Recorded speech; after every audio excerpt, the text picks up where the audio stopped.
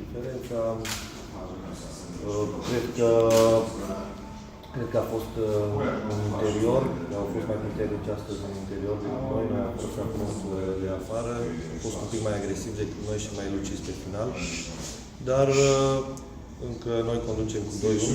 noi suntem în avantaj, trebuie să motivăm jucătorii în continuare, avem un meci acasă care trebuie să-l abordăm foarte, foarte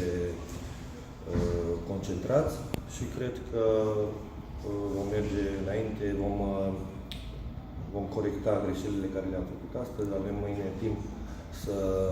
în seara asta de fapt, vom studia meciul, vom viziona meciul și cred că vineri ne vom prezenta